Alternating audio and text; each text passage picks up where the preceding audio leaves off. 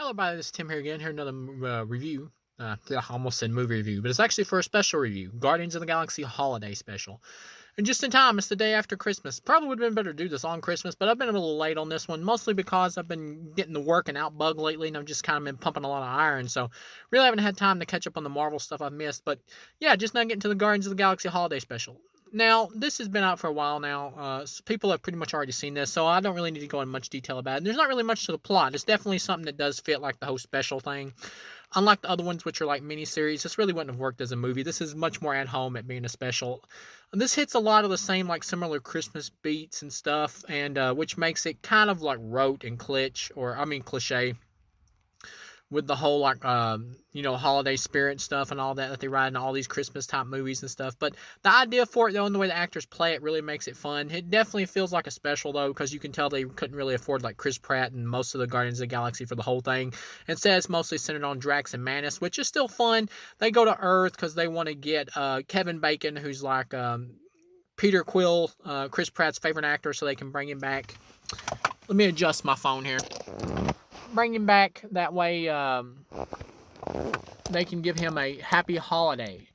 And so they go to Earth, and you get some funny antics. It's pretty funny stuff. They go there, and they like people think they're like cosplayers and all that. And they got a dude there who's dressed up like Captain America, and Mantis is like, Steve, and she runs over and jumps on him. The dude like takes off running. Pretty funny stuff. And then of course they get to Kevin Bacon's place. He's like, leave me alone. Kevin Bacon, he's a good sport in this. He plays like a version of himself, which is pretty funny. You got Kira Sedgwick, who's his real life wife or whatever, who keeps calling him on the phone like, Kevin, are you gonna be there for the holidays? You gotta be here and all that. And he's like, I picked up Christmas gifts, and it's got like Kevin Bacon sitting at home watching some kind of old Santa Claus movie, which is pretty funny.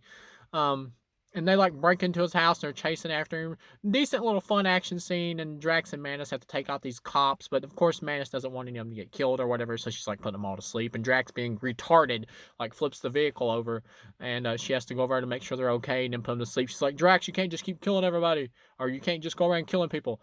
Uh, And then, of course, they grab like some Christmas decorations from Kevin Bacon's yard. Like Drax wants this elf or whatever because he's like, it's a funny looking little man or whatever. And Mantis wants this candy cane, which is pretty funny. And of course, they end up getting Kevin Bacon. She uses her mind tricks on him and all that. And they're like flying through outer space to the planet that Peter is at, Chris Pratt's character.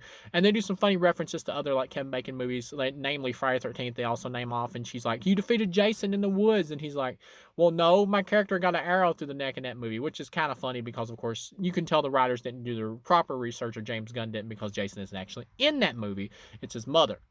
A lot of people always miss that, though, so whatever.